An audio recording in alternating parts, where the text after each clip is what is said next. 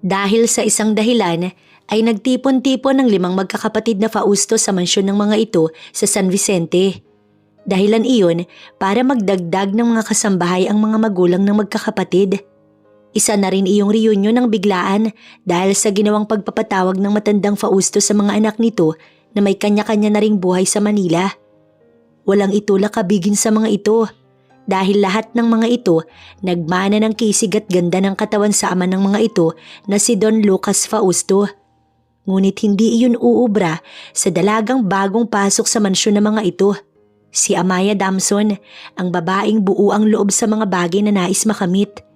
Dahil sa kahirapan, naging matatag si Amaya lalo na ng kamkami ng mga Fausto ang natatanging lupain ng mga magulang. At dahil dun, na-hospital ang ama niya. Dinamdam kasi nito ng husto ang nangyari. Kaya para makatulong, pumasok si Amaya sa mansyon para sa isang dahilan. Ang bawiin ng lupang kinamkam ng mga ito mula sa kanyang ama.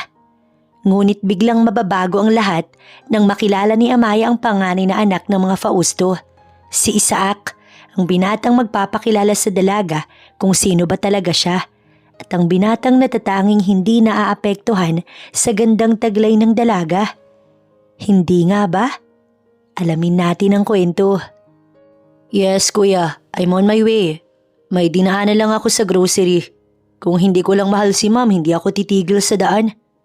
Napalingon si Amaya nang marinig niya ang baritonong tinig na biglang umuko pa sa kanyang tenga.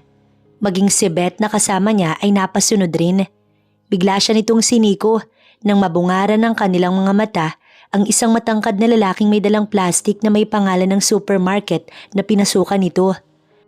Gwapo, maputi, matangkad, ngunit mabalbas. Ayaw niya ng may balbas, pero hindi maipagkakaila na ang gwapo nito sa maasul na mga mata. Kung siguro naging brown ang buhok nito at hindi nagtatagalog, iisipin niya ng isa itong banyaga. Ang pogi! Kinikilig na ani Beth na nagpabalik sa kanyang kamalayan. Nang maipasok ng lalaki ang dala sa backseat, saglit itong huminto sa pagsasalita.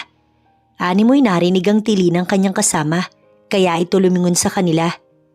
Isang nakakabighaning ngiti ang sumilay sa labi nito. Doon na siya napatalikod, tsaka marahas na hinila si Beth. Bye, Pogi! Narinig pa niyang ani ng kaibigan. Itigil mo nga yan, nakakahiya ka talaga. Singhal pa niya nang mapansing may iilang napapatingin sa kanila. Umayos ng lakad si Beth matapos nitong hilahin ng kamay na hawak niya. Hindi ka ba naaapektuhan sa lalaking yun? Di ba napakagwapo? May magkabilang dimple pa, Amaya, at mukhang type ka niya. Tsaka ito tumigil sa harapan niya. Tigilan mo ko, Beth. Kahit maghilera pa ang mga lalaking kamo ay gwapo, hindi ko aabalahin ang sarili ko makipagmabutihan o makipagkaibigan sa kanila. Seryoso niyang sagot rito. Pero aminin mo, ang gwapo niya diba? Sino kaya siya?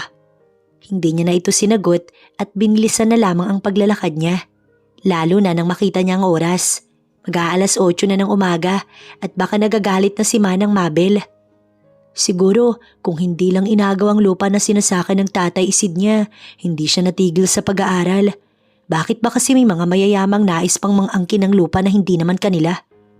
Pilit bibilhin dahil kung hindi pagbabantaan ng buo ninyong pamilya.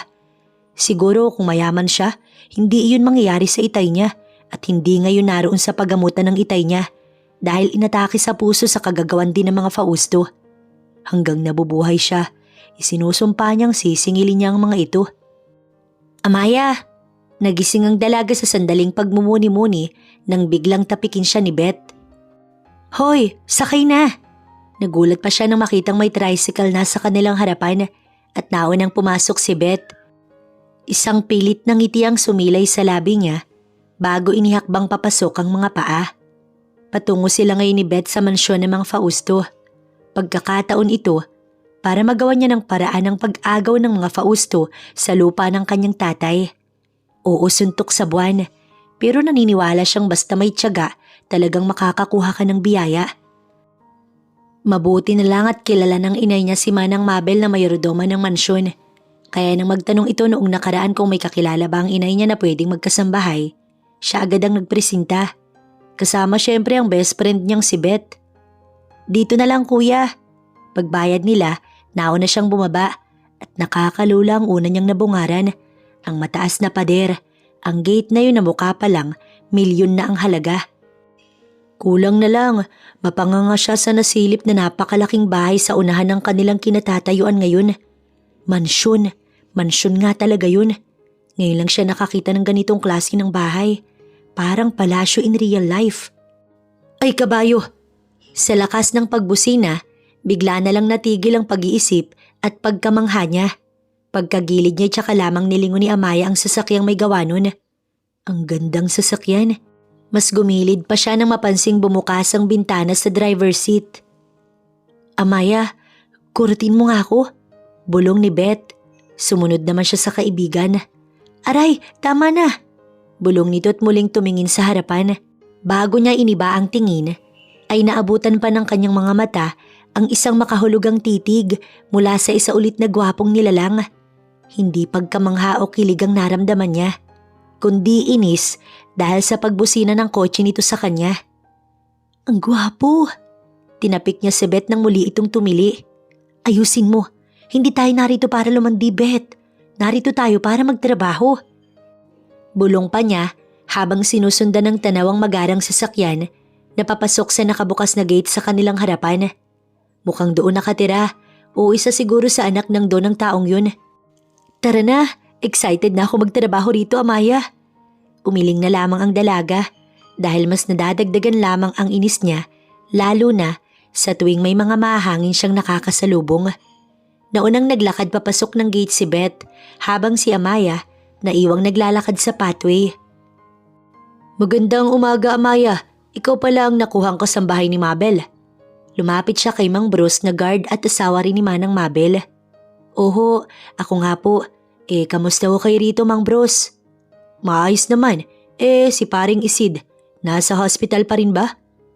Tumango siya na may lungkot sa mga mata. Pasasaan ba at magiging maayos din siya, iha? Napayuko ang dalaga. Sana nga ho. Saglit lang nandyan na si Sir Isaac. Agad bumalik sa gilid ng gate si Mang Bruce at pinagbuksan ng gate ang sinasabi nitong Sir Isaac. Nasa gilid lang siya nang dumaan ang sasakyang iyon sa harapan niya. Saglit na tumigil ang kotse, ngunit hindi iyon nagbukas ng bintana. Nagtataka siyang yumuko, ngunit bigla na lang namilog ang mata niya nang mahagip no ng lalaking nakaupo sa backseat ng sasakyan. Nakita niya dahil sa marahang pagbukas ng bintana. Sa lakas ng kabog ng puso niya, marahan niyang kinapa iyon dahil sa lakas ng tibok nun. Pwede po bang palit na lang kami ni Beth, Manang? Ibinalik ni Manang Mabel ang tingin sa kanya. Hindi pwede, Amaya. Kailangan kasi na maaasahan at mapagkakatiwalaan ang maglilinis sa mga silid na mga amo natin. So, hindi ho ako mapagkakatiwalaan, Manang Mabel? Magnanakaw ho ako, ganun ba? Sabat agad ni Beth sa babae. Manahimik ka na nga muna, Beth. Hindi yun ang gusto kong sabihin. Pero yun ho ang... Pwede bang itiko mo muna yung bibig mo at makinig kayo sa aking dalawa? Singhal nito, tila naubusan agad ng pasensya si Manang Mabel sa kanyang kaibigan. Nang tumigil sa pagsagot si Beth, ay doon nagpaliwanag si Manang sa kanila. Ang gusto ni Doña Carmona ay mapagkakatiwalaan hindi sa mga gamit, kundi sa mga anak niya, na hindi basta mahuhumaling at magpapalandi sa amo natin. Tumango-tango si Beth. Okay, now I know. Tangong tugon nito. Pero 5 naman sila sa mansyon na kasambahay. Bukod sa kanila ni Beth, naroon si Lori at Elena. Medyo matanda nga lang sa kanilang dalawa. Si Lori ay nasa 45 na raw. Ayon din mismo rito si Elena ay 34 na din. Samantala siya ay 21 pa lang at si Beth naman ay 23. Tsaka unang pasok niya pa lang dito. Kaya paanong siya ang nakatoka sa lahat ng silid sa taas? Gusto niyang magtanong pero hindi na lang niya ginawa dahil alam niyang naiinis na si Manang Mabel kay Beth. Dadagdag pa ba siya?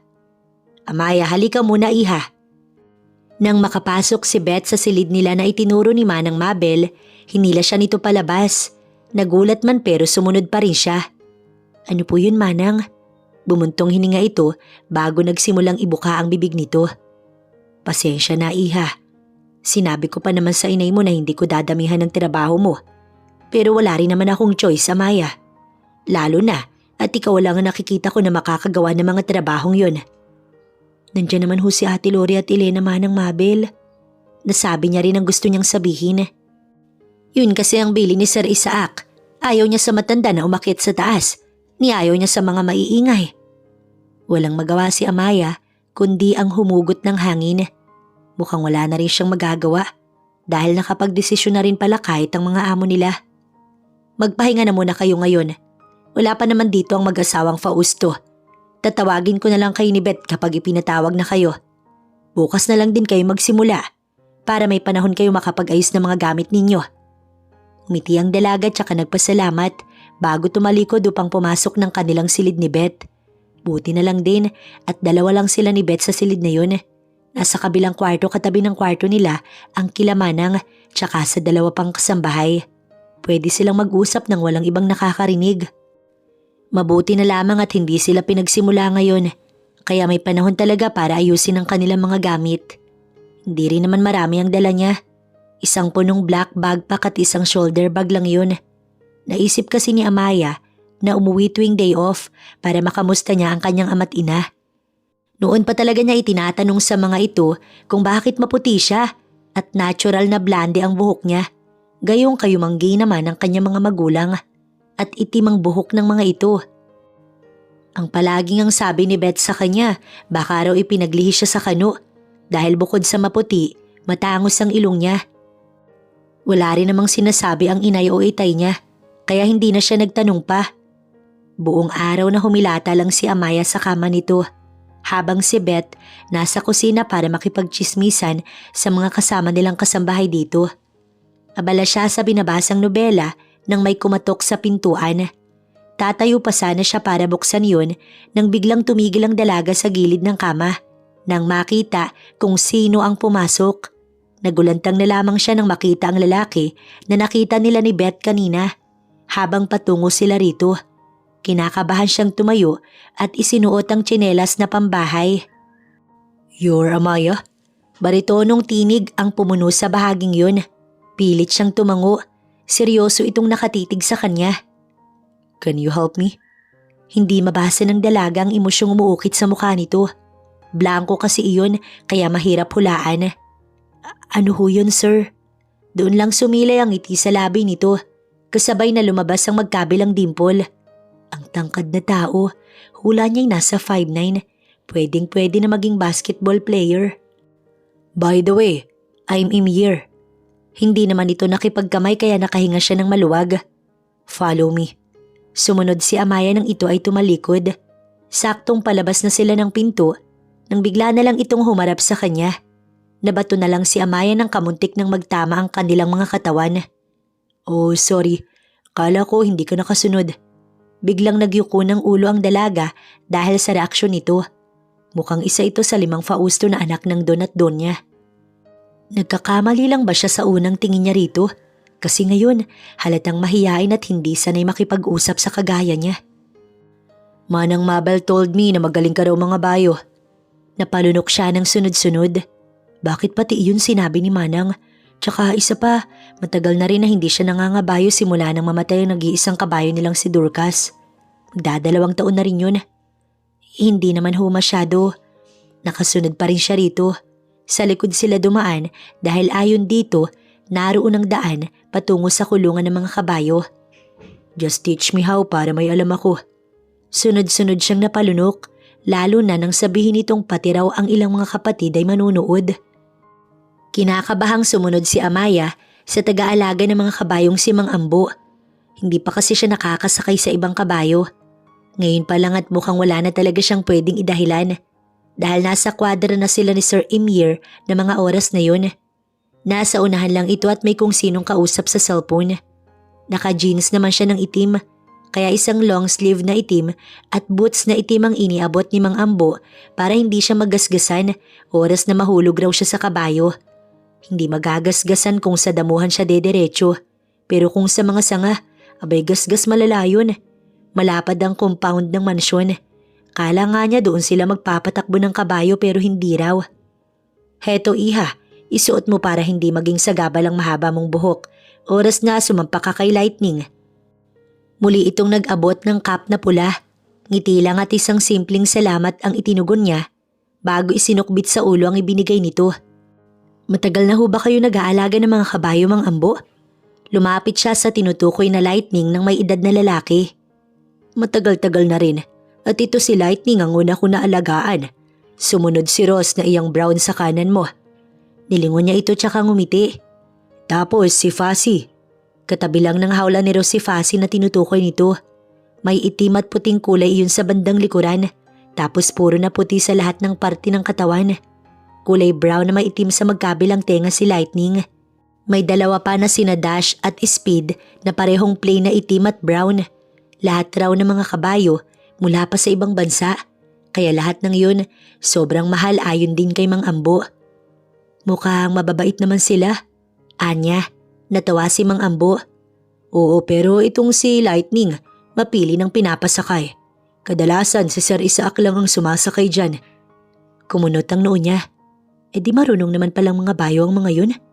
Si Sir Isaac lang ang nag-iisa na marunong mga bayo. Yung mga kapatid niya kasama si Sir Emir ay hindi na. Hindi rin naman mahilig sa mga kabayo ang quadruplets. Kaya hindi na sila nagpaturo. Isa pa, hindi rin halos makausap ay ang kuya nila dahil palaging busy. Kung hindi lang kay Don Lucas, baka hindi pa uuwi yan dito. Doon lang napagtanto ni Amaya kung sino ang panganay. Are you ready, Amaya? Napalingon siya at agad na paatras nang maramdaman ang palad nitong dumampi sa kanyang balikat. Oh, sorry. I didn't mean to. By the way, let's go. Pagputol nito sa kanyang titig, hindi niya kasi napaghandaan ang paghawak nito. Ayaw na ayaw pa man din ni Amaya na may humahawak sa kanya. Si Lightning po ba ang gagamitin, sir? Masyado po siyang pihikan pagdating sa sasakay, sir. Si Fuzzy na lang ho kaya. Kalmado ho si Fuzzy kumpara kay Lightning, sir. Nilingon siya ni Sir Emir. Ikaw, Amaya, what do you think? Si Lightning kasi ang gusto ko. Yan din ang hawak ni Kuya Isaac na kabayo kaya baka pwedeng siya na lang. Hindi na siya sumalungat. Ayos lang sa kanya kahit sino. Pero hindi talaga niya sigurado kung kaya niya nga ang kabayong ito. Isang pagpapakalma ang ginawa niya bago sumampas sa kabayo. Si Emir ang nakasakay kay Ross na hawak ni Mang Ambo ang tali. Nauna ang mga ito habang nakasunod lang siya sa mga ito. Mula sa likod ng mansyon, may pribadong daanan doon patungo sa kabilang bahagi ng lupain, kung saan naroon ang malawak na lupain ng mga Fausto. Napakaganda roon, malawak na kapatagan, at hanggat tanaw ng mga mata niya, yun daw ang pagmamay-ari ng mga Fausto, sabi ni Mang Ambo. We're here, Emir. Natigilan siya na mula sa isang kubo ay may mga taong tumatawag sa kanyang kasama. Pinatakbo nito ang kabayo. Naiwan si Mang Ambo at siya. Mahina lang naman ang takbo nun kaya hindi na sumunod ang may edad na lalaki. Sino ho ang naroon? Mga kuya ni Sir Emir. Hindi niya ba nasabi sa'yo na kasama ang mga kuya niya rito para magsanay? Bakit raw ho magsasanay? Hindi ba sila marunong? Natawa ang lalaki. Sabi ko nga sa'yo, si Sir Isaac lang ang bihasa at ayon sa ama ng 5, may paligsahan daw ang mga ito sa pangangabayo. Kung sino ang magaling sa 5 sa kanya mapupunta ang lupaing ito. Dahil sabi nga nang Don, aani ng talino kung hindi naman bihasa sa lahat ng narito. Tila umurong ang kanyang dila. Ibig sabihin, siya ang magtuturo sa 4 na mga Fausto? Anong nangyayari? Sige na, Amaya, mukhang tinatawag ka na nila. Hindi na siya nakasagot dahil pinalo ng matanda ng biglaan ng puwet ng kabayo niyang sinasakyan kaya ito tumalon tsaka kumaripas ng takbo. Mabuti na lang at alerto siya at naiwang namamangha ang matanda sa di kalayuan. Wow, she's good bro. Hey, I think nakita ko na siya somewhere. This morning bro, remember? Nahihiyang bumaba ng kabayo si Amaya. Ibinabari niya ang cap upang umiwas sa mga mapanuring mga mata ng magkakapatid. May quadruplets pala na hindi identical.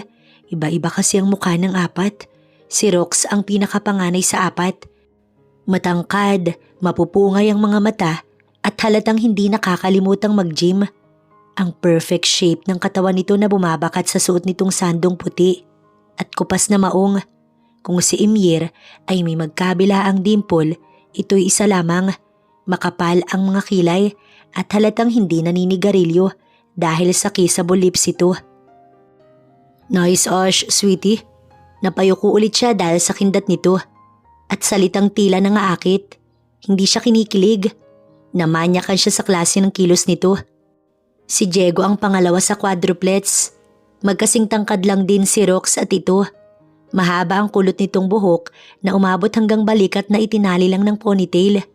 Ngunit may mga nakataas pa rin na animoy sinadya upang mas makapagbigay dagdag pogi points sa mukha nito. Perfect ang kilay nito na animoy nililok at sa kaliwang kilay ay sinadyang ahitin. May tattoo din ito sa kanang braso na isang sawa na umabot ang ulo sa may leeg nito. Kakaiba itong tumitig, parang ang lamig at natatakot siya kahit sabihing napakagwapo ng taong to. Si Duke ang nag-iisang naka-undercut hair pero bagay iyon sa maamo at tila inosente nitong muka. Ito lang ang walang ni isang tattoo sa katawan. Ang linis na parang kung titignan niya, mas malinis pa yata sa kanya. Nag-aalala siya baka may itinatago itong kaputian sa loob. Sayang, para pa man din itong bida sa pelikulang Twilight. And syempre si Ymir na mabilis lang niyang makagaanan ng loob. Ang kaso'y mahilig itong humawak sa parte ng katawan niya na inaayawan niyang talaga. Para itong manyak in a nice way. Are you sure?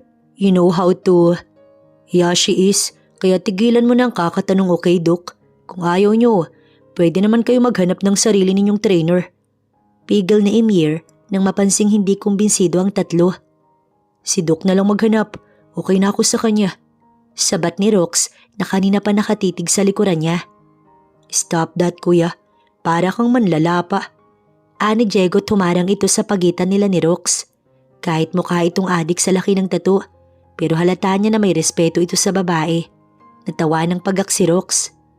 Pwede bang i-take out ka na lang? Biro pa nito. Napaatras siya nang humakbang ito palapit. I told you, kuya, stop it. Siguradong iniwan ka na naman ng babae mo dahil nagkakaganyan ka. Nagkatinginan si Ymir at si Duke. Tsaka siya sinenyasan ni Ymir na dumistansya. What did you say? Nagulat na lamang si Amaya nang kwelyuhan ni Rox si Diego. Ngunit tila wala lang iyon sa kapatid nito at natatawa pa. Why, mali ba? Lagi naman di ba? Nang babastos ka lang ng isang babae kapag iniwan ka o inayawan ng babae. That's enough, you two. Hindi tayo nandito para mag-away. Nandito tayo para ipanalo ang ginawang paligsahan ni Dad. Wika ni Ymir. Yeah, tama si Ymir. Talaga naman, kung sino pa ang bunso siya pa ang nakakapag-isip ng maayos. Puro kasi kayo babae. Wika ni Duke. So ikaw hindi because you're a gay. Sabay na singhal ni Rox at Diego. Isang marahas na galaw ang nagpasiklap sa tensyon sa bahaging iyon ng lugar. Tumilapon si Rox sa talahiban ng malakas itong bigwasan ni Duke. Tumayo si Rox at gaganti na sana ng isang nakakabinging tinig ang umalingaw-ngaw. That's enough! Napatayo si Rox at sunod-sunod na yumuko ang apat na animoy nasa isang pack ng mga lobo at dumating ang kanilang leader. Sa bilis ng kabog ng puso ni Amaya, hindi niya napansin ang mabilis na paglapit ni Isaac, ang kuya ng quadruplets. Ito ang kanilang panganay. Hindi niya alam pero sa tuwing magtatama ang kanilang mga mata ng taong ito, para siyang malulusaw nang hindi niya maipaliwanag kung bakit. Are you out of your mind? Hindi na kayo 4 na taong gulang para magsuntukan at magpakita ng tapang sa isa't isa. Muli nitong usal, isa'y walang nais na tumingin sa mga mata nito, maging siya'y napaatras ng ilang hakbang upang ilayo ang sarili sa nagbabadyang panganib. You, what are you doing here? Hindi mo ba alam na mga lalaki ang kasama mo rito? Napatingin siya sa paligid at ngayon lang din niya napagtanto na siya nga lang mag-isa ang babaeng naroon. Si Mang Ambo ay naroon lang sa di kalayuan at nagpapakain ng mga kabayo. She is my trainer, kuya. Lakas loob na sambit ni Ymir. Kita niya ang paggalaw ng kilay nito at ang mga matang mapanuri nito na dumapo sa kabuuan niya. Really? May panguuyam nitong usal. Naghihimutok ang kalooban niya dahil sa kayabangan nito. Lumingon ito kay Mang Ambo. Mang Ambo, dalhin mo si Lightning dito. Bumaba ito kay Fasi at maraang hinagod ang gilid ng kabayo. Listen, oras na nakaya mong dalhin si Lightning, kusa ako magpapaubaya sa mga kapatid ko. Nilingon niya ang apat at isa-isang umiling ang mga ito. Animoy nagpapakita ng wala siyang kapag-apag-asa rito. But if not, napalunok siya ng sunod-sunod lalo na nang magtama ang kanilang mga mata. Wala itong naidugtong. Tsaka ako naiisipin. Anito tsaka siya tinalikuran upang kunin ang tali ni Lightning kay Mang Ambo. Here, tsaka nito iniabot sa kanya ang tali ng kabayo. Hindi kita pagbibigyan, sweetie. Nabato na lamang si Amaya nang maramdaman niya ang maligamgam na hininga nito na dumampi sa kanyang tenga. Kailangang maikot ang buong bakod ng lupain ng mga Fausto bago bumalik sa kinaroroonan nila. Alam ni Amaya na mahirap iyon, lalo at unang beses niya rito. Wala rin siyang ideya kung paano siya makakarating, gayong napakalawak ng lupa na nasasakop ng bakod. Ngunit hindi pumalagang dalaga. Kakayanin niya iyon, lalo na at nakikita niya sa apat na walang tiwala ang mga ito sa kanya. Naghahanda si Isaac sa unahan dahil wala itong proteksyon sa katawan, kaya inutusan pa nito si Mang Ambo na kumuha ng mga kailangan. Lumapit si Rox sa kanya. Nagulat siya nang mapansing tila naguguluhan ito sa mga titig nito sa kanya. Doon sa pinakadulong puno ng akasya ang simula ng bakod. Lumingon si Amaya sa kamay nitong nakaturo sa likuran niya. Susundan mo lang hanggang makarating ka sa batis. Pagdating doon, muli mong susundan ang ilog patungo sa dulong bahagi ng kakahuyan. Kapag nakita mo ang malaking tipak ng bato katabi ang puno ng santol, tumigil ka na dahil mataas ang bangin sa bahaging yun. Huwag kang dederecho, mag-iba ka ng direksyon. Kumanan ka, diretso lang hanggang sa makalabas ka. Hanggang doon lang din ang bakod. Hindi mo na makikita ang bakod dahil sa kalumaan at mga damo na kumapit sa barbed wire. Napalunok siya. Paano na pala siya kung ganun? Ibig sabihin hula-hula na lang? Buti ang mga ito memorize ang lugar. Siya, ngayon lang nagawi.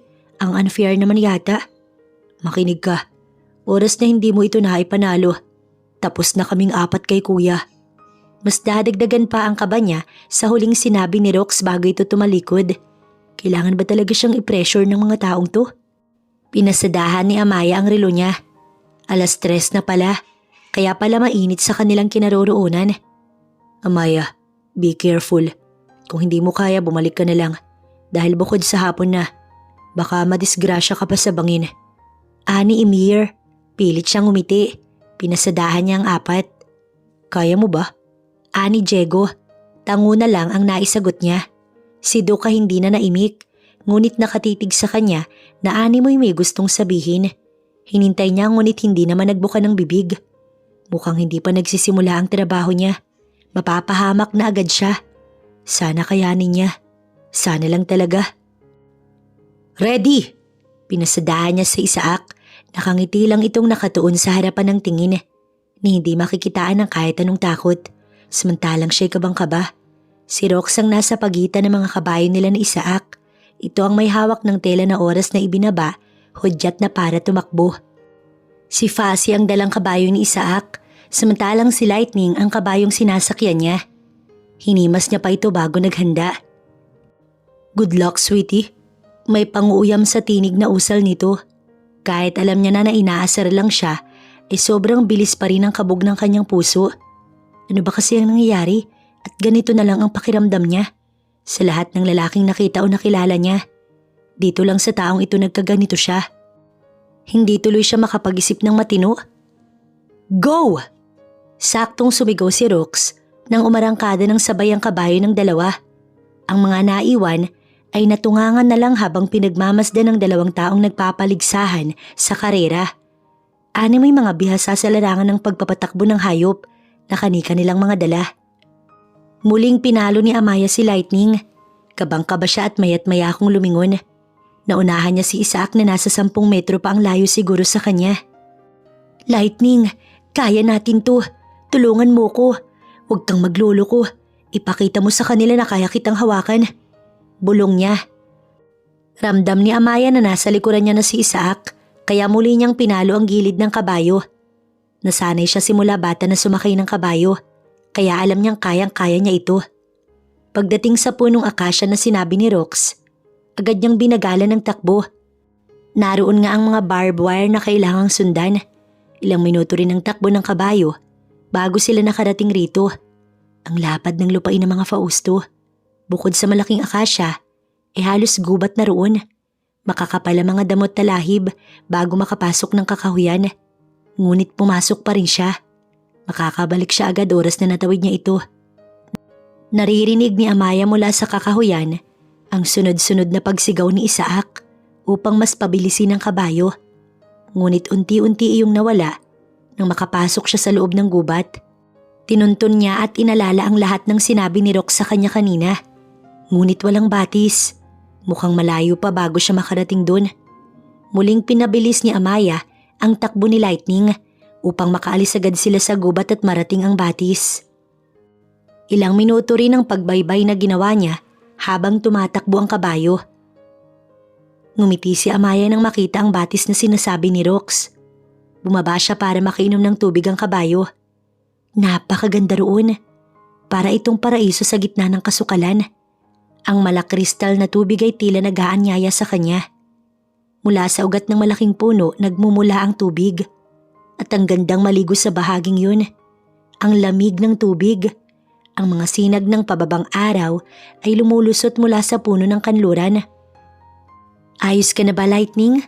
Pwede na ba tayong umalis? Napatawa si Amaya nang tila sumagot ang kabayo. Naiintindihan mo ko?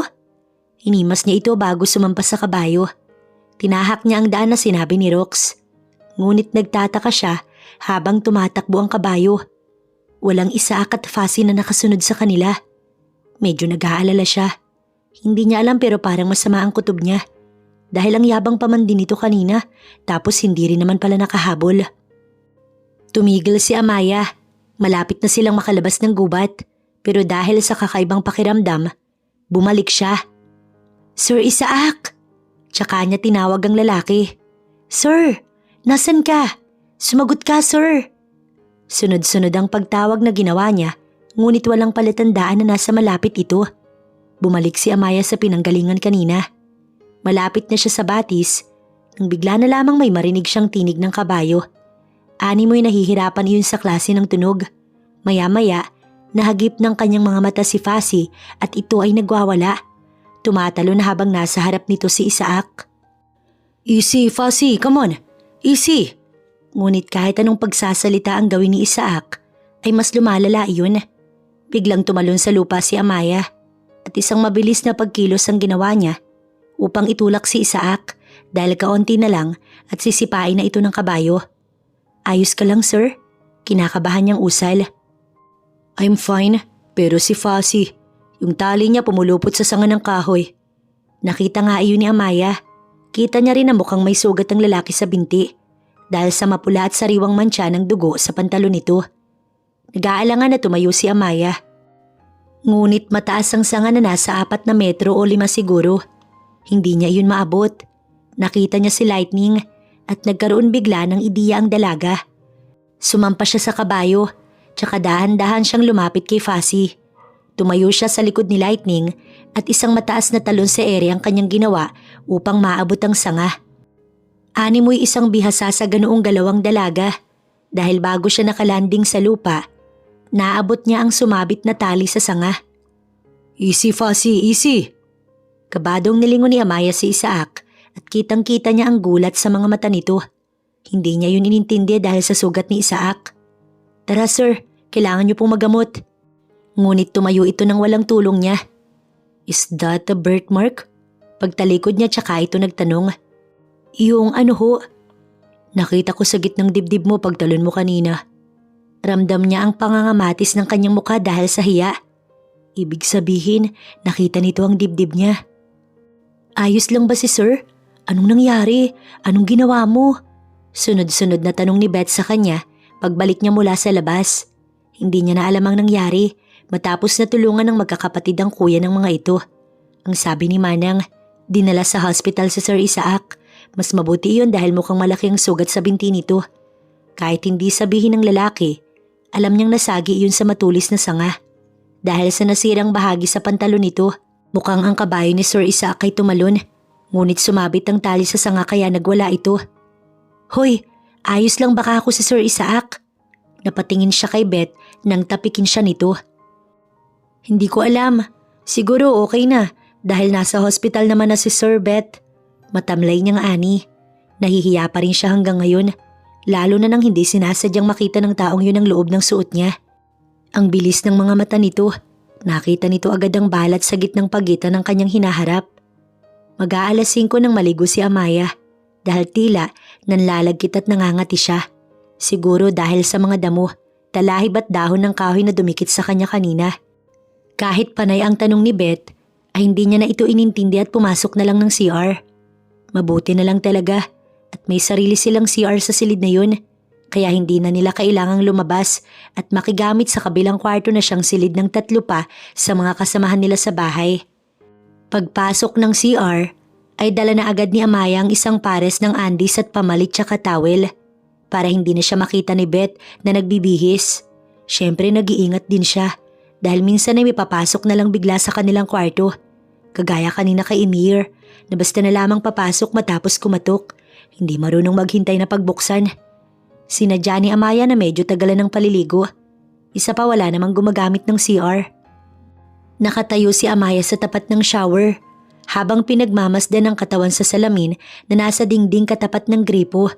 Simula bata siya, may birthmark na siya sa gitnang dibdib.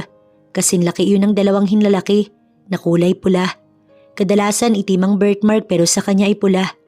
Hindi naman masyadong pula. Mapusyaw lamang. Ayon sa inay niya, pampaswerte raw yun kaya hayaan niya na lamang. Aanhin naman niya. Kukunin gamit ng kutsilyo. Natatawang pinatay ni Amaya ang shower tsaka nagtuyo ng katawan. Hindi niya alam kung bakit gano'n na lang ang reaksyon ni Sir Isaac kanina. O baka nagulat lang ito dahil sa birthmark niya na medyo kakaiba.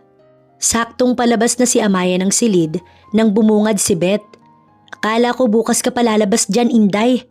Naiinis nitong Ani pero tinawanan lang niya. Bakit, maliligo ka rin? Anya, tsaka ipinulupot sa buhok ang towel. Hindi, pinatatawag ka ni Doña Carmona at kanina pa yung naghihintay. Kaya bilis-bilisan mo dahil baka masabon ka ng walang banlaw-banlaw. Sa gulat niya, kinuha agad ni Amaya ang towel sa buhok tsaka nagsuklay ng mabilis. Pwede mo naman akong katukin, bakit hindi mo ginawa? Sira ka talaga, Beth. Singhal niya ngunit wala itong pakailam at nagawa pa siyang takutin. Lagot ka, babalatan ka nun ng buhay dahil nadisgrasya ang panganay niyang anak. Baka ipakulong ka niya o baka naman… Ewan ko sa'yo, baliw ka talaga. Kahit nakalabas na siya, naririnig pa rin niya ang malutong na tawa ng kaibigan. Kung minsan ay wala talaga ito sa ayos. Pero alam naman niya na mabuti itong kaibigan. Nandyan ka na pala, Amaya. Bilisan mo. Hinihintay ka ni Doña Carmona sa living room. Ani Manang. Kinakabahan siya pero tuloy pa rin sa paglalakad patungo sa salas. Nakayuko siyang lumapit sa babaeng nakaupo sa gitnang bahagi ng sofa. Magandang hapon po, Doña Carmona. Panimulang bati niya. Hindi siya tumingin rito dahil sa hiya na rin. Maupo ka, iha. Pero nang magsalita ito, doon lang siya nagtaas ng tingin at kitang-kita ni Amaya ang maamo at mabait nitong muka. Kinakabahan pa man din siya dahil baka isang bruha ang babaeng amo niya at bulyaw-bulyawan siya dahil sa nangyari sa anak nito. Ikaw si Amaya? Sunod-sunod na tango ang sagot niya. Opo, Doña Carmona. Ngumiti ito. Halata ang katandaan sa mukha nito.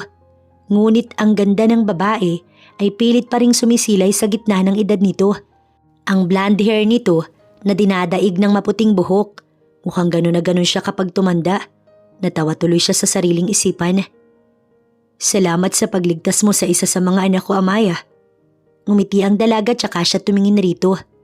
Wala hong anuman. Pinatawag kita dahil gusto kong bigyan ka ng munting regalo, iha. Ho? Huwag na ho, Donya. Ayos na ho yun. No, sige na. Kahit anong gusto mo, sabihin mo lang at ibibigay ko. Natigil siyang bigla sa sinabi nito. Kahit ano? Sige, sabihin mo sa akin. Huwag kang mahihiya. Sa iyong pagkakataon upang mabawi niya ang lupa ng itay niya. Nahihiya man at kahit alam niyang imposible, sinabi pa rin niya. Gulat ang tanging makikita sa mukha ng babae. Hindi niya rin alam kung galit ba ito sa kanya o ano. Anong kaugnayan mo sa mga damson? Seryoso nitong tanong. Nagtaka si Amaya kung bakit nito alam ang apelyido ng kanyang mga magulang. Itay ko po si Isid at ina ko si… Laura? Dugtong nito. Hindi niya alam kung bakit ito nayuko, pero alam niyang tumulo ang mga luha nito. Bakit ho? Takang tanong ng dalaga. Hindi mo ba alam, Amaya, kung gaano kawalang iya ang mga magulang mo? Pues ito sasabihin ko sa'yo. Wala silang kasing sama. Wala. Kaya dapat lang na magdusa ang mga hayop na yon. Nagulantang na lamang si Amaya dahil sa mga sinabi nito. Hindi ho masama ang mga magulang ko. Pasensya na ho, pero hindi ho ako papayag na. Tumaas bigla ang kanyang tinig. Anong ginawa ng ama't ina ko para sukdulan ng maging galit niyo ho sa kanila? Pasensya na ho, Donya. Hindi ho sinasadya ni Amaya yon. Pasensya na ho, pasensya na. Nagulat pa siya nang hilahin siya bigla ni Manang Mabel. Panay pa ang lingon niya. Hindi ho ako papayag na. Amaya, makinig ka sa akin. Hindi ho, Manang. Kailangan kong tumingin ka sa akin. Tumingin ka. Tsaka nito hinawakan na magkabila niyang pisngi. Nasa kusina na sila ng mga sandaling yun. Ito na nga bang sinasabi ko? Dapat pala pinaalalahanan kita. Dapat sinabihan pa kita. Pero hindi ko naman nakalaing aabot sa ganito. Aligagang ani, Manang. Ano ho bang nangyayari? Galit siya at hindi iyon magbabago. Si Isidro at Laura. Sila ang dahilan kaya nawala ang isa sa mga anak ng mag-asawang Fausto. Napalunok na lang si Amaya ng sunod-sunod dahil sa narinig mula kay Manang Mabel. Hindi alam ni Amaya kung anong dapat na maramdaman ng mga oras na yun. Kaya para malaman ng dalaga ang totoo, nagpaalam siya kay Beth at Manang Mabel na aalis muna. Gulong-gulo siya dahil simula bata si Amaya. Walang masamang gawain o ugali na ipinakita sa kanya ang kanyang mga magulang. Kaya nga nagtataka talaga si Amaya kung bakit iyon nasabing lahat ni Doña Carmona at maging si Manang Mabel sa kanya. Dala ang sling bag, mabilis siyang lumabas ng mansyon. Private property iyon kaya kailangan pang maglakad ni Amaya mula roon hanggang sa labasan. Medyo malayo-layo dahil sa lawak ng lupain, pero ayos lang kasi gabi na't hindi mainit. Nasa hospital ang itay niya ngayon at hindi pa nakakalabas. Doon siya dederecho. Ilang minuto na siyang naglalakad sa gilid ng kalsada nang may tumigil na magarang sasakyan sa kanyang harapan. Dederecho na sana ang dalaga nang bumukas ang pintuan ng driver's seat. Where are you going? Gabi na. Bungad ng lalaki. Hindi sumagot ang dalaga. Nagsimula siyang maglakad at hindi na lang pinansin si Rox. Bingi ka ba? Saan ka pupunta, sabi ko? Humabol pa ito at hinawakan siya sa pulsuhan na hindi naman niya inaasahan. Nilingon niya ito at hinila ang braso. Uuwi. Tipid niyang tugon. Hey, are you mad? May nangyari ba? Ngunit hindi niya na ito pinansin at tuloy-tuloy na sa paghakbang. Ngunit saglit lang nang makita niya na sinusundan siya gamit ang kotse nito. Tara na, ihahatid na kita kung saan ka pupunta. Anito habang nakadungaw sa bintana ng sasakyan. Kaya ko na. Umuwi ka na sa inyo. Mas gugustuhin kong maglakad kaysa makisabay sa'yo. Walang lingongan niya. Susuplada mo naman. I just want to help you. Bigla niya itong nilingon. Sabing umalis ka na. Umuwi ka na doon. Sa gigil at may kalakasang tinig, biglang isinara nito ang bintana at nag-U-turn patungo sa pupuntahan nito. Mali ba siya? O sadyang nagagalit lang siya sa ina nito dahil sa masamang salitang binitiwan nito patungkol sa kanyang mga magulang? Kung ano man yun, mas mabuting habang maaga. Hindi na madamay ang magkakapatid na yun sa nangyayaring to. Malapit na si Amaya sa labasan nang may sasakyang huminto mula sa likuran niya. Hindi na iyon inintindi ng dalaga. Ngunit gano'n na lang ang gulat niya nang may mga kamay na humawak sa mga braso niya at magkabilang binti niya. Pilit na nilingon ni Amaya kung sino ang may gawa nun. Ipasok niyo na bilis. Nabosesa niyang nagsasalita. Si Roxy yun na mukhang ito ang driver. Mag-ingat kayo't baka mauntog. Nang malingunan niya ang nagsalita, hindi nagkamali si Amaya. Dahil si Emir ngayon, sa bandang paanan niya ay si Diego habang nakabang si Duke sa loob upang umalalay. Nagpupumiglas pa nga siya ngunit wala nang nagawa nang sumara ang pintuan ng kotse. Ano bang problema niyo? You can't walk alone like that. Maraming masasamang loob ngayon. Isa pa ang suplada mo kaya tinawag ko sila. Hi, saan ka naman pupunta? Ani Emir. Pag-aalalahanin mo pa si kuya. Seryosong ani Duke na hindi inaalis sa cellphone ng tanaw. Ihahatid ka na namin kung saan ka man pupunta. Sabat ni Diego na pinapagpag ang braso dahil nasipa niya ang suot nitong t-shirt na puti. Wala na rin siyang nagawa kundi ang sumunod dahil paano nga naman siya makakaalis kung nasa gitna siya ng tatlo. Sa hospital nagpahatid si Amaya. Pagkababa niya, hindi niya nanilingon ng mga ito. Kahit paano'y nagpapasalamat pa rin siya dahil walang masamang ginawa sa kanyang apat. Amaya, saan ka galing? Umuwi ako kanina, wala ka sa bahay. Sabi ni Lourdes umalis daw kayo ni Beth at may dalang mga gamit. Alalang-alala ko sa iyo. Akala ko kung saan ka na nagpunta. Mahigpit na yakap at hikbi ang kasabay ng mga salitang yun ng inay niyang si Laura. Nasa ward lang sila kaya maraming pasyente ang naroon at mga bantay din ng bawat isang nakaratay. Pilit na upo ang itay niya. Pinasadahan niya ito. Hirap na hirap ang itay niya at alam niya yun. Bukod sa high blood, may diabetes din kasi ito. Anak, saan ka ba pumunta?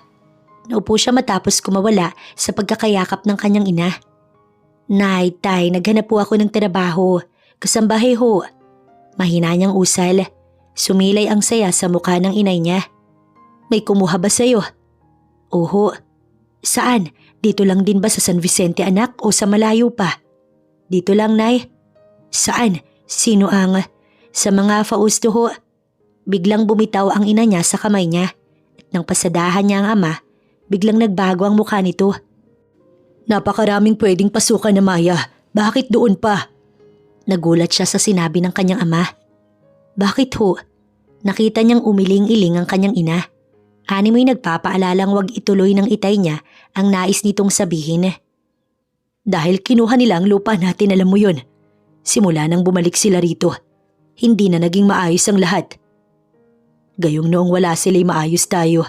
Pero nang bumalik sila'y nagulo na ang lahat. Gulong-gulo siya. Palipat-lipat ng tingin si Amaya sa ama't ina. Ngunit nagiiwas ng tingin ng mga ito sa kanya. Totoo ho ba yung paratang nila, Nay? Bumaling siya sa ama. Tay? Tumingin ito sa kanya. Na ano? Kami ang dahilan ng pagkamatay ng anak niya? Hayop sila. Sid, tumigil ka. Bulong ng kanyang nanay. Tama na, Laura. Tayo ang nawalan. Tayo ang namatayan. Sid, wag ngayon. Wag dito. Wag dito maawa ka. Nagsimulang tumulo ang luha ng kanyang ina. Oras na nagsalita ka matatapos din ang lahat, Sid. Anito bago tumalikod. Nay! Ngunit nakaalis na ito sa pintuan ng ward ay nagulat si Amaya nang makita ang quadruplets na nakatitig sa kinaroroonan nila ng kanyang ama. Bakit narito pa ang mga ito? Umalis na kayo. Anya habang palabas ng pintuan. Kailangan malaman niya kung ano bang nangyayari. Sigurado kasi siyang may lihim ang kanyang mga magulang. Kahit tinatawag siya ng kanyang ama, hindi niya iyon pinansin at tuloy-tuloy lamang sa paghakbang. Si Isidro ang ama mo, Amaya?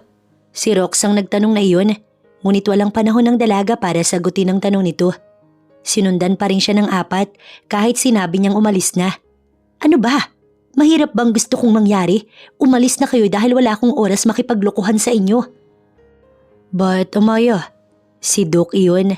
Nakita niyang pinigilan ito ni Diego sa pagsasalita nito. Okay, we will. Sambit ni Emir na tila ramdam ang mga nangyayari. Let's go. Muli nitong usal sa mga kasama. Muling tumalikod si Rox at Diego. Halatang napipilitan pang umalis. Nang makita niyang nakalayo na ang apat, tsaka lamang tumakbo si Amaya para hagilapin ang kanyang ina. Sa huli ay nakita niya itong nakaupo sa waiting chairs sa tabi ng CR ng hospital. Nakayukot maya-maya kung magpunas ng mga luha. Dahan-dahan ang paglapit na ginawa niya. Isang pagitan ng upuan ng inupuan niya upang bigyang espasyo ang kanyang ina. Alam niya na ito'y nahihirapan. Kahit siya ay ganun din dahil buong buhay niya, naniwala siya at paniwalang-paniwala siya na walang lihim ang kanyang mga magulang. Yun din kasi talaga ang nakikita niya. Ni minsan na hindi niya narinig na may kung anong pinag-uusapan ng kanyang magulang. Kaya tiwalang-tiwala siya sa mga ito. Ngunit ngayon, 25 taon na rin. Napatingin siya sa ina nang magsalita ito. Nakayukot walang awat na tinutuyo ang mga luha. Nang mangyari ang isang trahedya na bumago sa ikot ng iyong kapalaran, Amaya. Mahina lamang, pero klarong-klaro sa pandinig niya. Minabuti ko na wag na naming pag-usapan ni Esid. Simula nang mangyari iyon ay nagpasya kaming ibaon sa lupa ang lahat ng mga nangyari. Ngunit hindi rin pala panghabang buhay na maitatago ang sekretong yun. Kusang gumagawa ng paraan ng tadhana para maibunyag ang lahat.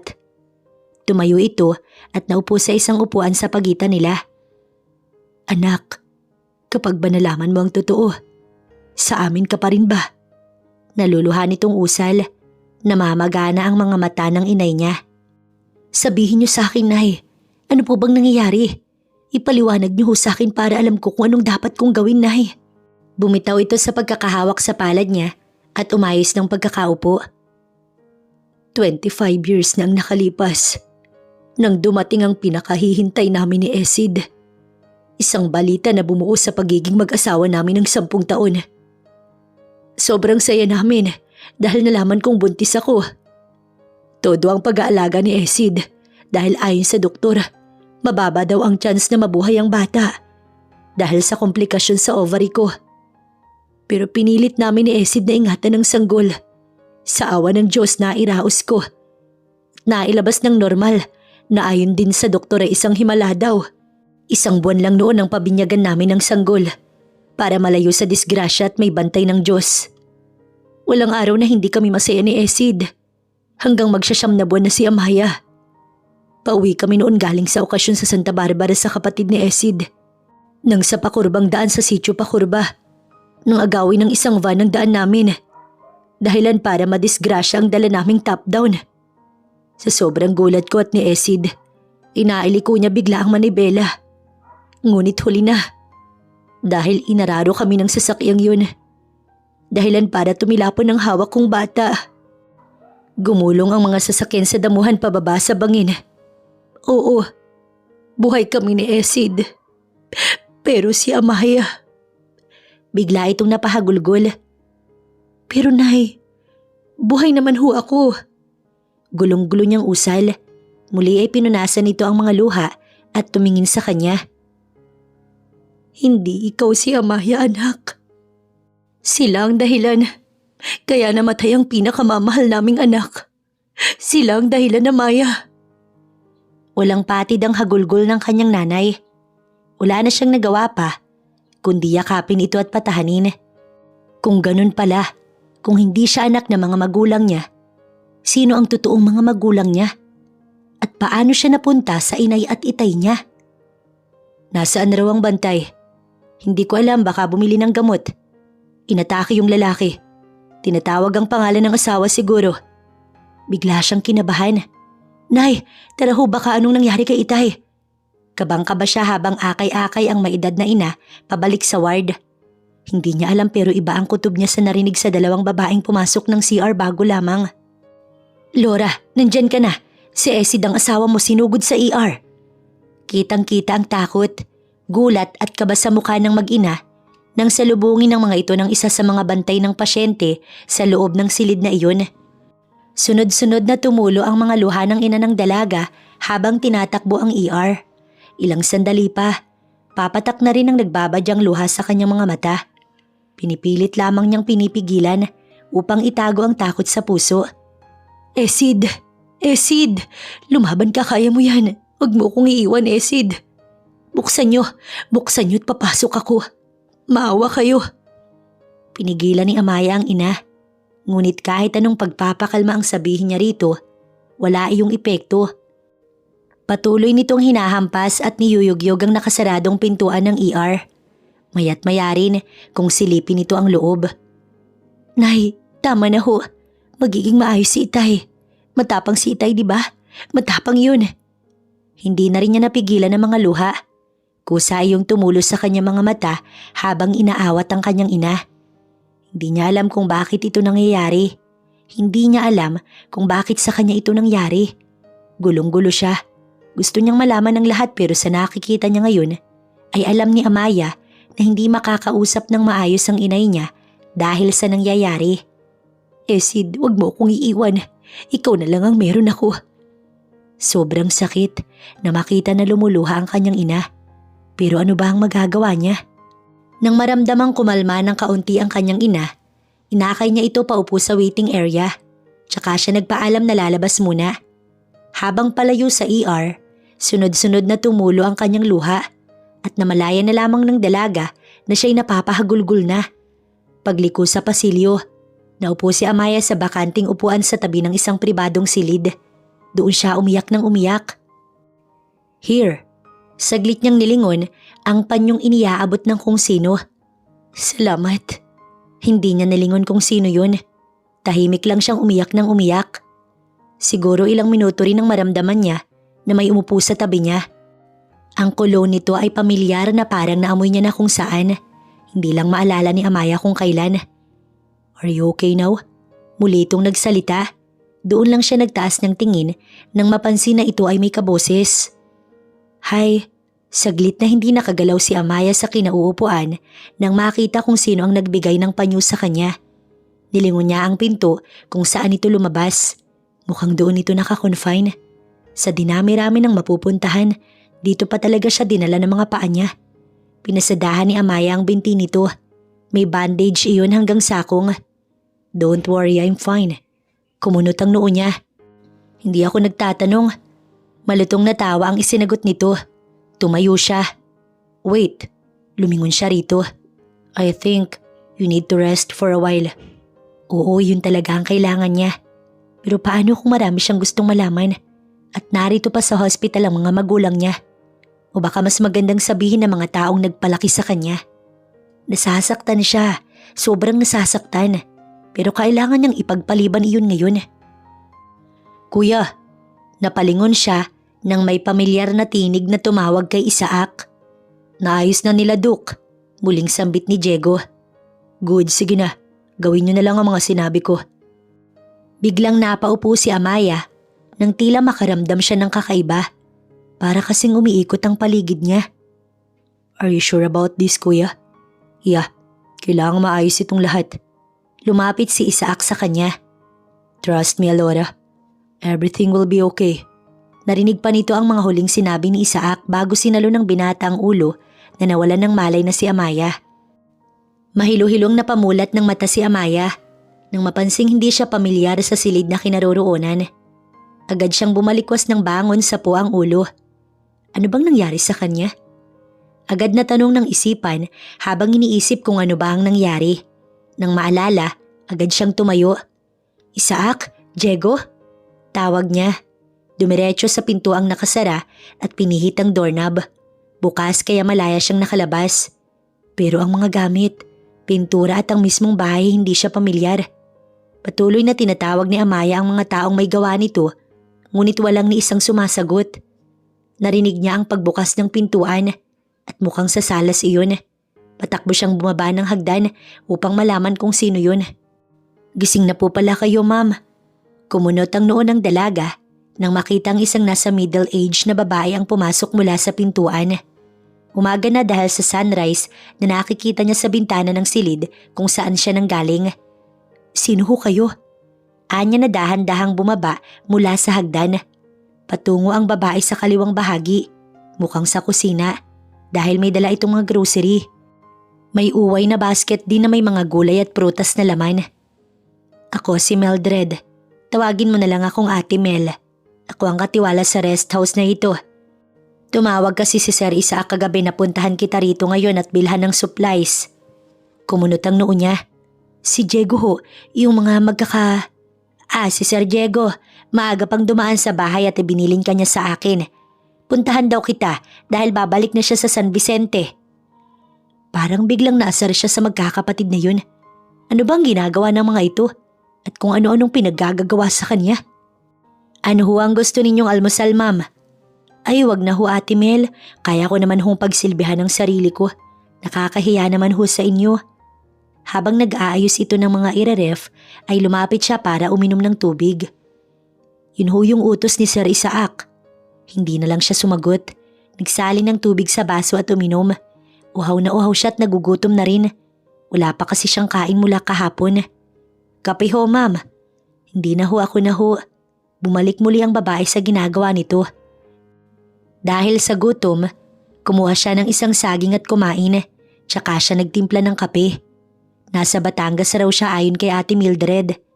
Ang layo ng Batangas sa San Vicente. Iniisip niya kung kamusta na kaya ang ama't ina niya. Wala siyang cellphone kaya hindi niya makukontak ang mga magulang. Muli na namang sumagi sa isip niya ang totoo sa kanyang pagkakakilanlan. Gusto niyang malaman pero paano?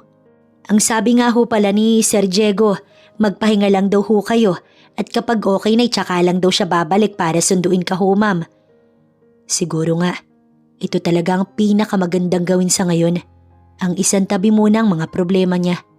Dala ang kape ay lumabas si Amaya at mula sa di kalayuan, bumungad ang dalampasigan. Ang buhok niya na sumusunod sa ihip ng hangin, ang tunog ng mahinang paghampas ng tubig sa baybayin at mumunting huni ng pipit na nakadapo sa sanga ng nyog sa unahan ang naririnig niya at nakikita. Ang ganda, parang tinatawag siya ng kalikasan.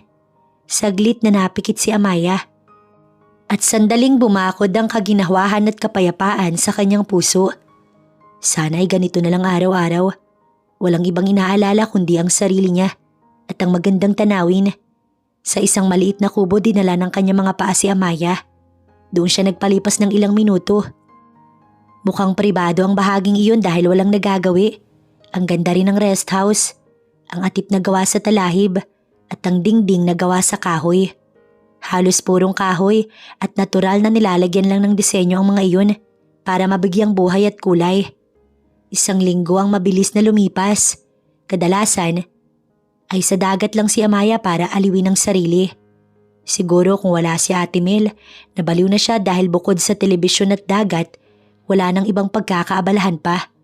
Minsan ay sumasama si Amaya kay Ate Mel para sandaling maiba ang tanawin at hindi niya nga namamalayan. Isang linggo agad ang lumipas. Kumpleto ang mga gamit niya doon. Mukhang pinaghandaan talaga iyon ni Isaac at ng mga kapatid nito. Lumipas ang gabi. Muli na naman siyang mag-isa sa rest house. Kaya para makatulog, 2 sanmig sa ref ang kanyang tinungga. Nasa sala si Amaya at nanonood ng TV. Paubos na rin ang huling bote ng alak nang may kumatok sa pintuan. Ilang minuto pa lang na nakakaalis si Ate Mel kaya naisip niyang baka bumalik at may naiwan. May naiwan ka na naman ba ate? Nabato na lamang sa kinatatayuan si Amaya nang bumungad sa harapan niya si Isaac. Agad nitong pinasadahan ng boteng hawak niya tsaka ayun inagaw ng walang isang segundo. Sinong nagsabi na pwede kang uminom ng gabi-gabi? Kumunot ang noo niya. Medyo nahihilot hindi na rin niya kayang maglakad ng tuwid. Gabi-gabi? Paano mo naman nalaman? Sinundan niya ito agad nang maisara niya ang pinto. At saka, bakit ngayon ka lang? Alam mo bang isang linggo na ang lumipas? At heto ngayon mo pa lang ako pinuntahan? Hindi nakabalanse si Amaya, kaya bigla itong natumba sa sofa. Kakapit pa sana ito kay Isaac, ngunit huli na dahil sumalampak na ang likuran ng dalaga sa upuan. Nakatitig ang binata sa babae sa harapan nito. Nang mapansin ni Amaya na lumuwa ang tiyan nito. Maagap nitong inayos ang suot na pantulog. Ano bang balak mo? Ibalik mo na ako sa San Vicente dahil marami akong dapat malaman. Singhal niya kahit nauutal na sa pagsasalita. Ngunit hindi man lang sumagot ang lalaki. Titig na titig ito sa dalaga. Magpahinga ka na tsaka na tayo mag-uusap. No! Gusto ko nang umuwi, Isaac. Bigla na lamang siyang tumayo at hinawakan ng braso nito. You're drunk. Magpahinga ka na. Bakit? Hindi ba pwedeng ihatid mo ko ngayon? Kaya ko naman ah. Sa lakas ng boses ni Amaya, nakabig ito ni Isaac upang takpan ng labi. Ngunit natumba muli sa sofa si Amaya. Nadala pati si Isaac dahil hawak ito ni Amaya sa braso. Maibabaw si Isaac nang hindi sinasadya. Animoy parehong na estatwa dahil walang sino man ang nais magsimulang gumalaw. Napalunok ng sunod-sunod si Amaya. Sa lakas ng kabog ng puso niya, ay tila biglang nawala ang kanyang kalasingan. Hiling din ng dalaga na sana. Hindi nito marinig ang pagkalampag ng kanyang puso. Hindi niya alam kung bakit pakiramdam niya. Sobrang namimiss niya ang taong to. Hindi rin niya alam kung bakit ganito na lang ang nararamdaman niya sa binata. Sa dinami-rami ng lalaki. This is your fault. Sinabi ko nang umakyat ka na pero ayaw mo. Napatitig siya rito nang ito ay bumulong. Kasunod ng pagdampi ng mamula-mulang labi nito sa nakawang niyang labi. animoy bulta-bultahing kuryente ang pilit kumakawala sa buong katawan niya ng mga sandaling yun.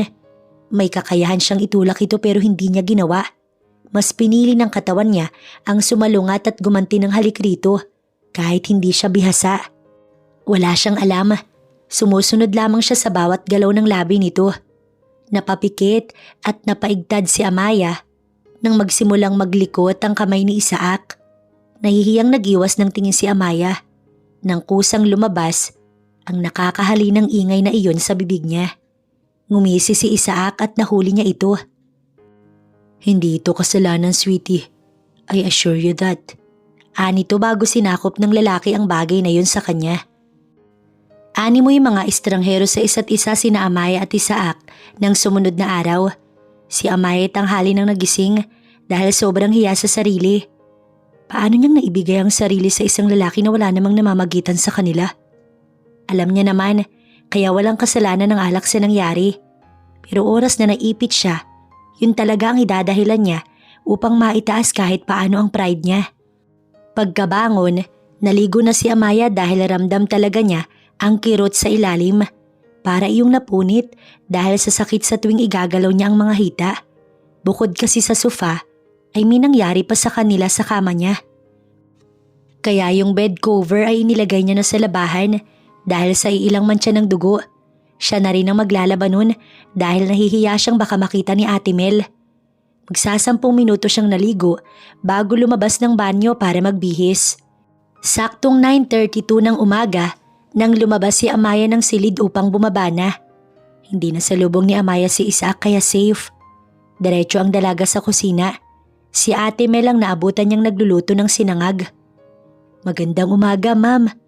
Ngumiti siya tsaka hinila ang kahoy na upuan para maupo. Hindi niya mahagilap si Isaac. Mukhang umalis na yata. Si Sir po ba? Nasa labas ho, ma'am. Hindi na siya sumagot. Buti nga ayun para hindi sila magsalubong. Matapos mag-agahan, lumabas si Amaya para magpahangin sa kubo. Ilang sandali lang nang may mga naririnig siyang tawanan sa unahan. Lumingon si Amaya. Si Isaac at may dalawang babae itong kasama habang naglalakad sa buhanginan. Halos magdugtong ang kilay ng dalaga. Lalo na nang makitang sobra kung humagikgik ang babaeng kulot na matangkad. Nakatupis pa ito, kagaya ng isa pa nitong kasama. Come on, Isaac. Let's have some fun. Minsan ka lang magawi rito. Namiss ka namin. Tsaka kumindat ang babaeng maputi na kulot. Naikuyom niya ang kamao niya. Biglang nag-init ang ulo niya. Ewan ba? Siguro dahil sa maharot na mga babaeng yun. Next time, ladies. Mas nag-init pa lalo ang ulo niya nang sumagot ito ng ganoon. Tumayo si Amaya sa kinauupuan at pumasok ng bahay. Padabog na ibinagsak ang pinto at tumakbo paakyat. Kailangan na niyang makalis dito. Sa silid ni Isaac siya dumiretso at nang makita ang cellphone nito na nakapatong sa side table, kaagad niya iyong kinuha. Saktong nagdadial si Amaya ng kusa iyong tumunog. Ma'am calling. Sinagot niya yun ngunit hindi agad nagsalita. Where are you, Isaac? Nasaan na si Amaya? Please, Isaac, ibigay mo si Amaya sa amin ng dad mo. I'm not mad at you. I just want to know kung maayos ba si Amaya. Kung maayos ba ang kapatid mo. Nanginginig na naihulog ni Amaya ang cellphone sa sahig. Sunod-sunod na tumulo ang luha sa kanyang mga mata. Anong ibig sabihin ni Doña Carmona? Na magkapatid sila ni Isaac. Pero paano ang... Patuloy na umaagos sa mga luha niya sa mata. Pagkadampot niya ng cellphone, Isaac, please. Gusto kong mayakap ang kapatid mo. Let me have your sister, please. Isaac. Naririnig pa niya ang boses ni Doña Carmona bago inoff ang cellphone na yun. Tsaka siya tumakbo palabas ng kwarto ni Isaac. No, isang pagkakamali. Isang pagkakamali ang nangyari sa amin. Anak? Anak ako? Anak nila ako? Patuloy na bulong niya habang nagpapalit ng kasuotan. Kailangan niyang umalis. Ayaw niyang maging Fausto. Ayaw niyang maging kapatid si Isaac. Bago lumabas ng bahay, kumuha siya ng pera sa wallet ni Isaac na naroon lang din katabi ng cellphone nito. Tsaka siya tumakbo pababa ng hagdanan. Suot ang cap na itim at isang jeans na pinarisan ng itim na fitted t-shirt na pula. Narinig pang tinawag siya ni Ate Mel pero hindi niya na ito nilingon. Tuloy-tuloy lang na tumakbo. Dumaan siya sa likod dahil mas malapit ang kalsada doon kaysa sa front. Sunod-sunod niyang pinahid ang mga luha. Tama ang mga naiisip niya. Mukhang iyong anak ng inay at itay niya ay patay na. Tapos may anak din ang sakay ng van na sila Doña Carmona.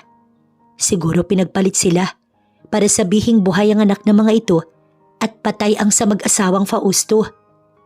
Kung tama siya, isang ang malaking pagbabago sa kapalaran niya ang nangyari. Pero paanong hindi nalaman ng mag-asawang Fausto na pinalitan ng anak ng mga ito? Kulang na lang ikabaliw niya ang isiping yun. Kung hindi pa bumusina ang isang jeep, hindi pa niya malalamang nasa gitna na siya ng kalsada. Dinipa ni Amaya ang mga palad upang patigilin ang jeep na yun. Nang tumigil ay tsaka siya sumakay. May mga nakasakay na pinagtitinginan siya. Ngunit wala na sa mga ito ang atensyon niya. Dahil gulong-gulo na ang isip niya ng mga oras na iyon. Sunod-sunod na hinawi niya ng palad ang mga luha. Kailangan bang maging ganito kakomplikado ang lahat? Hindi ba pwedeng mabuhay lang siya ng normal gaya ng ibang tao sa jeep na to? Bakit sa kanya pa ito nangyayari? Bakit hindi na lang sa iba? Kailangan niya makausap ang ina para mapatotohanan niyang lahat dito. Dahil kung hindi, baka ikabaliw niya ang nangyayari. Pagkarating sa lungsod ay nagpahatid si Amaya sa sakayan ng bus. Mula roon ay may bumabiyahe patungo sa San Vicente. Kailangan niyang alamin ang totoo bago pa man siya makalayo sa mga taong dapat na layuan. Parang gusto na lang talaga niyang bumalik sa nakaraan at baguhin ang kanyang tadhana dahil ayaw niya ng ganito. Ayaw niya ng ganito kagulong buhay. Nay? Naluluhang tumakbo papalapit sa kinatatayuan niya ang kanyang ina. Nasa harap ito ng kabaong ng kanyang itay. Patay na ang itay niya. Ang itay acid niya. Patay na ang itay mo, Amaya. Patay na siya. Wala siyang ibang nagawa kundi ang umiyak na lang yakap ang kanyang ina. Hindi niya akalaing aabot sa ganito ang lahat. Inakay siya ng ina patungo sa bakanting upuan sa chapel kung saan ibinuro lang katawan ng kanyang ama. Mabuti na lang at may kakilala siyang nakasalubong kanina sa babaan ng bus at nasabi nito na kung nasaan ang kanyang ina. Siguro, nagdiriwang si Carmona ngayon dahil patay na ang asawa ko. Hinagod niya ang likod nito dahil patuloy ito sa pag-iyak. Saan ka nagpunta? Bakit bigla ka na lang nawala sa hospital, anak? Hindi ko alam kung saan ka hanapin. Wala ring may alam sa mga kapitbahay at kakilala natin. Sinabi niya ang lahat at wala siyang inilihim sa inay niya.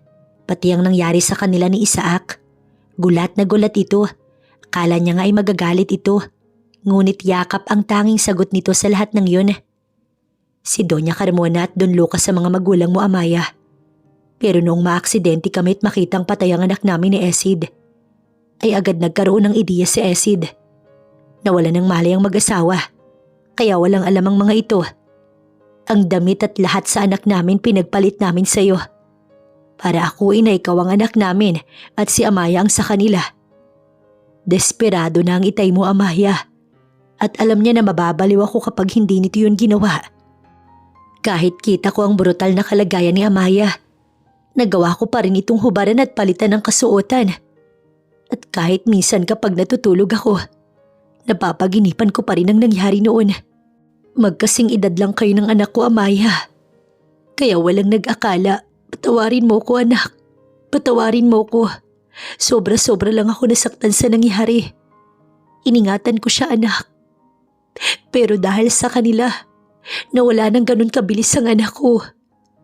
Gustuhin man niyang magalit, hindi niya magawa, lalo na at walang ipinakitang masama sa kanya ang mga kumuha sa kanya. Dahil kung ano ang turing ng tunay na magulang sa isang anak, ay iyon na iyon ang ipinaranas ng mga ito sa kanya. Hindi na rin siya pwedeng magpakita at magpakilalang anak ng mga ito. Dahil kay Isaac, ano pa ang mukha niyang humarap sa mga ito kung may nangyari sa kanila ng kapatid niya? Isang kasalanan sa Diyos na pati siya hindi rin mapapatawad ang sarili. Siya lang din ang hinintay ng inay niya para mailibing ang itay niya. Iilan lang ang naroon sa burol at ayos na rin naman yon para makaiwas sa balita. Kaya din daw doon ibinurol sa chapel ng hospital ay upang malaman ni Doña Carmona ang nangyari. Sana nga ay hindi. Nagdesisyon siya na umalis na lang sila ng inay niya sa San Vicente ng araw ding yun. Inabando na nila ang bahay dahil naka-for sale naman iyon kung sino ang gustong bumili. Ang tricycle ng itay niya ay ibinenta nila ng 20k lamang para may magamit sila sa pag-alis sa lugar na yun. Hindi niya alam kung saan sila ngayon pupunta. Ang tanging alam niya, kailangan niyang makalayo sa mga Fausto. Amaya? Bigla siyang tumigil sa paghakbang nang marinig ang pamilyar na tinig na iyon, si Rox, at nasa likuran lang niya ito. Nay, mauna na ho kayo, susunod na ho ako. Tumango ang ina niya at saka tumalikod. Nasa sakayan sila ng bus patungo sa pier. Hindi pa naman iyon umaandar dahil kakaunti pa lang ang pasahero. Rox, please, huwag mong sasabihin na nakita mo ko. Nakikiusap na Anya. Why? Hinahanap ka namin, si Mommy and Daddy, and all of your siblings. No, ayoko maging Fausto, Rox, patawarin ninyo ko. Please, wag mong sasabihin, lalong-lalo na kay Isaac na nakita mo ko. Mangako ka, Rox. Nagdadalawang isip ito't alam niya yun, pero nang tumulo ang mga luha niya, naramdaman na lamang niya ang mahigpit na yakap nito sa kanya. Okay, but please don't cry. Hinagod nito ang likuran niya. Saglit siyang nagkaroon ng kaginhawaan sa bisig ng binata. Here, kung kailangan mo ng tulong, tawagan mo ko. At kahit nasaan ka man, I'll be there. Kinuha niya ang calling card na iniabot nito matapos pahiri ng mga luha. And this, please accept it, ate. Muli na naman siyang naluha sa unang pagkakataong narinig niya yun. Tinanggap niya kahit napipilitan dahil malaking tulong ang perang iyon sa kanila ng inay niya. Mag-ingat ka. Don't worry. Walang malalaman ng iba tungkol dito. Pagbitaw niya ay muling pinunasan ni Amaya ang pumatak na mga luha, tsaka kumaway kay Rox na naghihintay sa pag-akyat niya ng bus. Salamat. Naibulong ng dalaga bago tumalikod. Sana sa lugar na pupuntahan nila, matahimik na ang kanyang buhay at makapagsimula ng bagong buhay kasama ang inay niya. Sa Bulacan, sa kakilala ng inay niya sila nagpunta. May binibentang bahay ito kaya sila na ang sumalo. 30,000 lang iyon at okay naman na dahil dalawa lang naman sila ng inay niya. Mabuti na lang at may perang ibinigay si Rox kaya may naidagdag sila at pangnegosyo na rin. Maraming naiisip si Amaya at excited siyang magnegosyo. 1 buwan na rin ang mabilis na dumaan. 1 oven ang nabili niya. Dahil mahilig siyang mag-bake kaya pagtitinapay ang naisipan niyang negosyo. Abala siya sa pag-aagahan kasama ang kanyang ina nang bigla na lamang tumayo si Amaya sa upuan at kumaripas patungo sa lababo. Sunod-sunod na pagduduwal ang ginawa niya na dinamayan agad ng kanyang ina. Anak, bakit? Paborito mo ang itlog na maalat at kamatis, hindi ba? Anito, hindi siya makasagot dahil kulang na lang isuka niya pati ang laman loob niya. Nang maramdamang maayos na siya, uminom siya ng tubig at lumingon sa kanyang nanay. Ngunit gulat ang nakita niya habang nasa bibig ang kamay nito nakatakip. Bakit, Nay? Hindi kaya't buntis ka?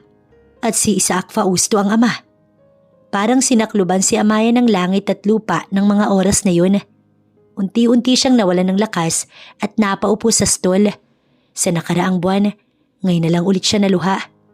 At hindi niya alam kung kaligayahan ba ito o kasalanan sa Diyos.